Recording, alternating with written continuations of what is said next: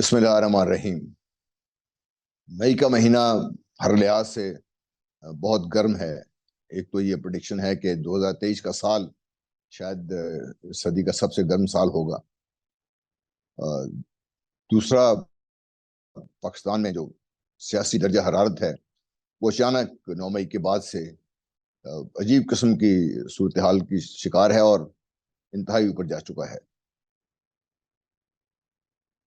9 मई का जो वाक़या है तकलीफ देह है।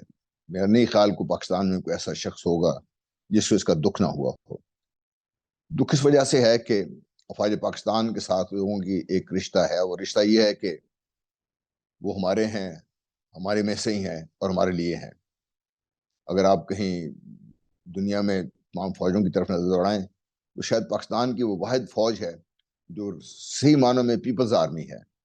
उनके अवाम को, पाकिस्तान के लोगों को जब भी जहां भी जरूरत पड़ी है, जिस किस्म के भी मुश्किल हालात में जरूरत पड़ी है, अफवाज पाकिस्तान ने ना सिर्फ लब्बैक कहा है बल्कि इंतहाई नामुसाइद हालात में, मुश्किल सूरत हाल में भी उन्होंने अपने भाइयों की मदद करने में कोई दकीका फरोगाश नहीं किया।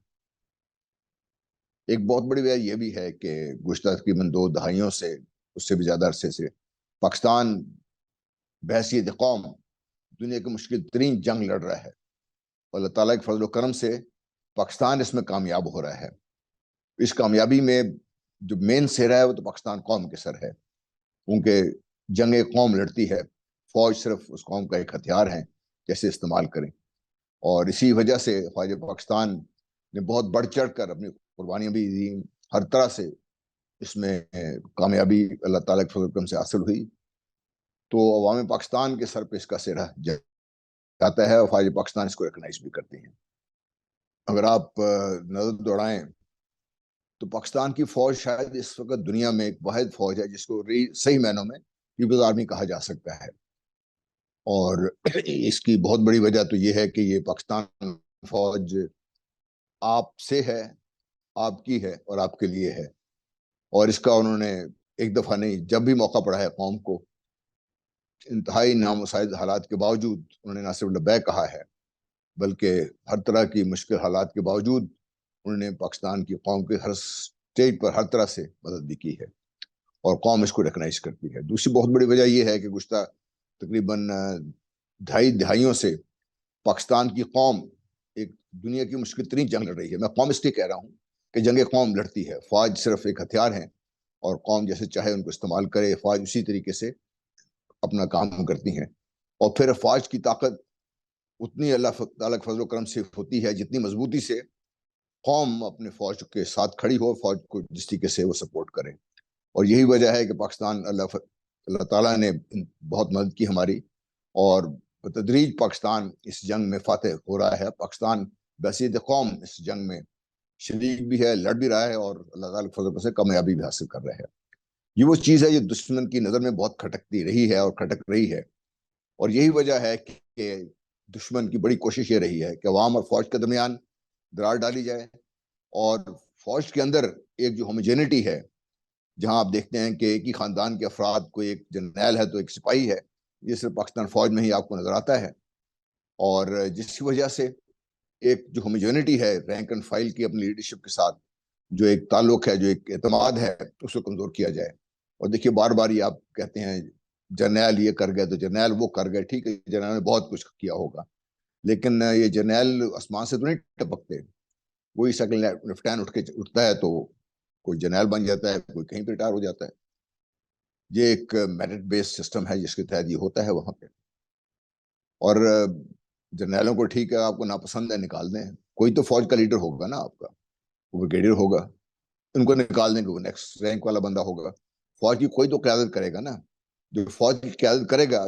और फौज के साथ जो मैंने लिंक बताया है जिस आपस में है, तो फौज इतनी मजबूत होगी। तो इसलिए ये जर्नैलों को बसीत खास मतऊन करना, ये भी दुश्मन की साजिशों के साथ एक मिलकर कोशिश है और हमारे लोग उसमें अलाकार भी बन रहे हैं। बहरहाल ये तो वो बैकग्राउंड है जिसमें बात करना चाह रहा था। 9 मई का जो वाकया है, बसीत कौम हम सब उस पर अफसरदा भी हैं। और हम जैसे लोग जिनकी जिंदगी, जिनके वालिदैन फौज में, जिनके खुद फौजी पढ़े लिखे फौज में रहे, बच्चे फौज में हैं, فوج سے جو محبت ہے، تعلق ہے، جو رشتہ ہے، وہ جس طرح میرے والد جب فوج میں کہتے ہیں بیٹا یا تم فوجی ہو یا تو نہیں ہو، اگر فوجی ہو تو پھر فوج ہی تمہارا سب کچھ ہے. اور ہے تو بھی ایسے پوری زندگی گزار کے آتے ہیں تو اپنے آپ فوج ہی بن جاتے ہیں سارا. تو فوج آپ سویلن تو ہو سکتے ہیں لیکن فوج آپ کے اندر سے نہیں جاتی. تکلیف رہتی ہے انسان کو، بہت تکلیف تھی اس میں. اور میرا خیال ہے کہ کسی کو اس میں شک بھی نہیں تھا کہ جن لوگوں نے یہ کاروائیاں کی ہیں جس میں پاکستان کی جو سمبلز ہیں، کور کمانڈر کا قرض ذاتی نہیں ہوتا، وہ افواج پاکستان اس کی نگہداشت کرتی ہیں. اور یہ پاکستان کی فوج کے کور کمانڈر کا گھر ہے. یہ پاکستان کی کا جی ایچ کیو ہے، یہ آپ کا جی ایچ کیو ہے، یہ آپ کی کور ہیڈ کمانڈر کا گھر ہے. یہ اگر آپ ان کو تعظیم عزت نہیں دے سکتے تو پھر نقصان آپ کا ہے، ان کا نقصان جو ہوگا وہ ہوگا. تو جو ہوا وہ پاکستان بحیثیت قوم ہمیں اس کا بہت نقصان ہوا ہے. اس سے ریکور کرنے میں ہمیں بہت ایفرٹ لگے گی، بہت ایفرٹ کرنی پڑے گی ہمیں. اس میں فوج تو اپنے تئیں کوشش کرے گی لیکن بہت زیادہ جو ذمہ داری ہے اس کی ہماری، وہ پولیٹیکل لیڈرشپ پہ عائد ہوتی ہے، کیونکہ وہی اس وقت قوم کی جو لیڈرشپ کے دعوے دار بھی ہیں.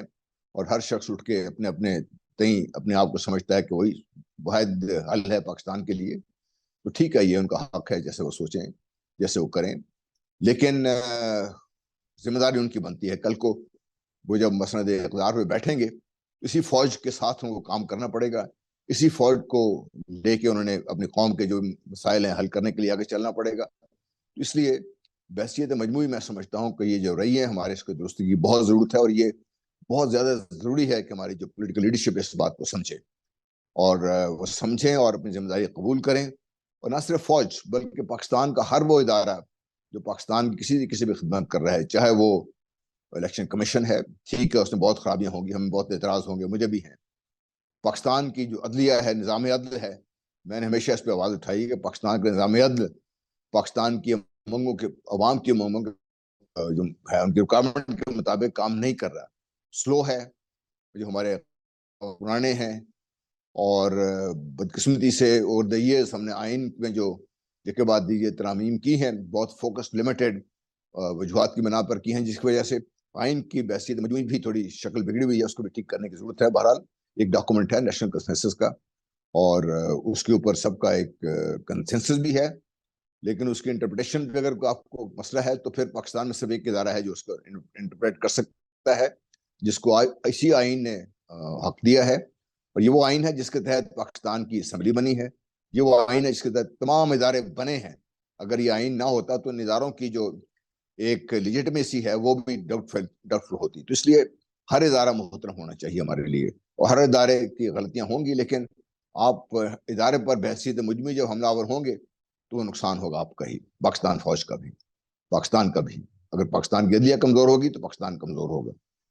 اگر پاکستان کی الیکشن کمیشن کا ٹھیک کام نہیں کر رہا تو پاکستان کے لیے ٹھیک نہیں ہے. وہ الیکشن کا فیئر اور ٹرانسپیرنٹ ہونا اتنا ہی امپورٹنٹ ہے جتنا پاکستان کی فوج کا اپنی ہر جنگ کے لیے تیار رہنا امپورٹنٹ ہے. جس طرح نظام عدل کا اپنے عوام کی منگوں کے مطابق ڈیلیور کرنا، سپیڈی جسٹس اور ایسا جسٹس جس میں بہت زیادہ مالی وہ نہ ہو، خرچہ نہ ہو، بہت ضروری ہے پاکستان کے لیے.